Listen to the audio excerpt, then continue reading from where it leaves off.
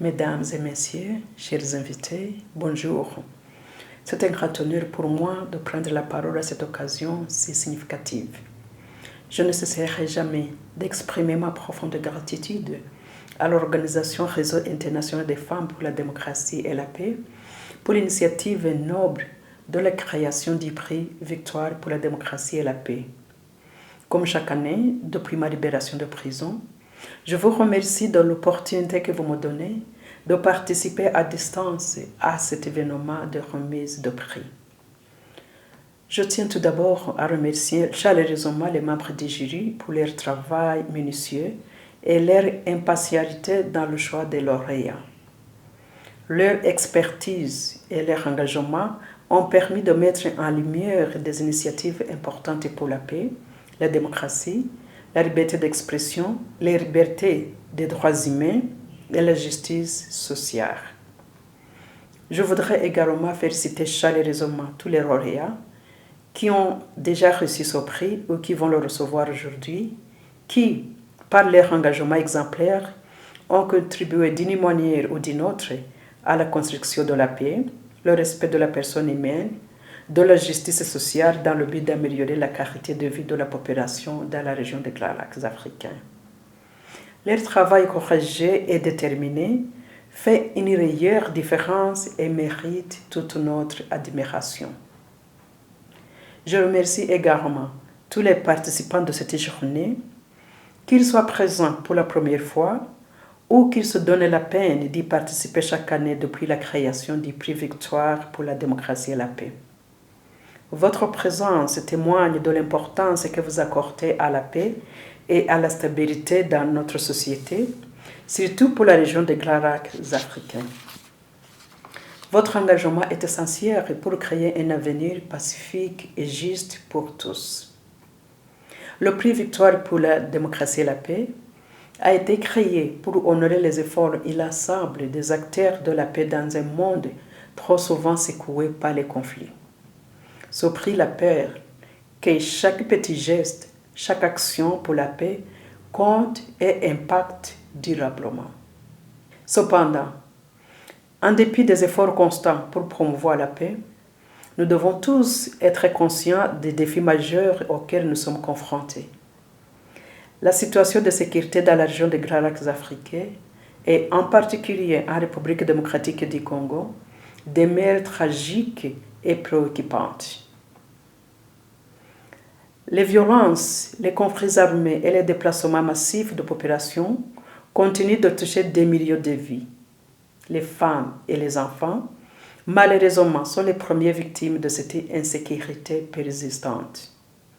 Je tiens à remercier chaleureusement le Réseau international des femmes pour la démocratie et la paix, ainsi que les autres parmi vous qui, ces derniers mois, avaient fait entendre votre voix pour la paix dans cette région, notamment en République démocratique du Congo.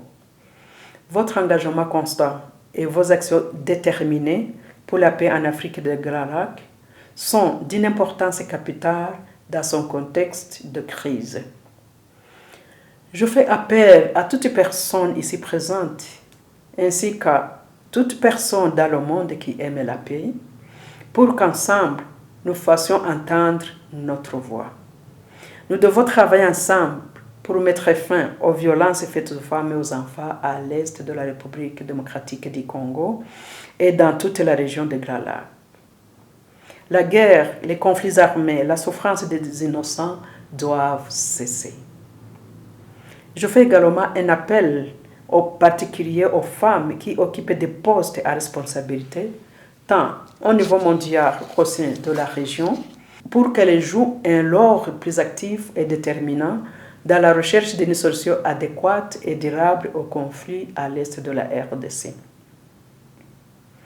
Je reste convaincu que la paix dans notre région viendra lorsque tous ceux qui veulent contribuer à la paix accepteront que la solution aux problèmes politiques internes au Rwanda est un préalable pour la région.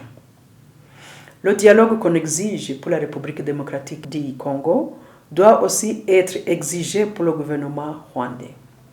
Ce dernier doit engager un dialogue sincère avec son opposition afin de mettre en place une nouvelle forme de gouvernance qui garantisse des institutions capables de sécuriser tous les Rwandais. C'est à travers ce processus qu'on pourra mettre fin au problème des réfugiés rwandais, que le gouvernement rwandais brandit souvent comme une menace à sa sécurité et à son pouvoir. Il est impératif que cette question soit abordée de manière ouverte et transparente pour que la paix durable soit réellement possible dans notre région. Dans cette optique, je m'inscris pleinement à la proposition faite par les cardinaux et évêques, membres de l'Association des conférences épiscopales de l'Afrique centrale, dans leur message signé à Dar es Salaam le 26 février 2025. Dans ce message, ils exhortent chaque État de la région à aménager un cadre efficace de dialogue et d'écoute, indispensable pour la construction de la paix et la stabilité dans notre région. Il est de notre responsabilité collective de contribuer à l'édification d'un avenir où la démocratie, l'état de droit, le développement pour tous, le respect des droits humains et la réconciliation sont les priorités dans chaque pays de la région des Grands Lacs africains. Les efforts doivent être concentrés sur la mise en place des traités de paix régionaux afin de favoriser la stabilité et l'intégration régionale avec pour objectif de promouvoir le développement et la prospérité de toute la région. Nous devons tous soutenir des initiatives qui permettront à cette région qui a tant souffert de connaître enfin la stabilité et la prospérité. Ensemble, faisons en sorte que le rêve d'un monde sans violence et sans guerre devienne une réalité. Je remercie encore une fois le Réseau international des femmes pour la démocratie et la paix pour cette belle initiative et je félicite tous les lauréats. Que nos efforts communs, unis et résolus, apportent la paix que nous méritons tous. Je vous remercie.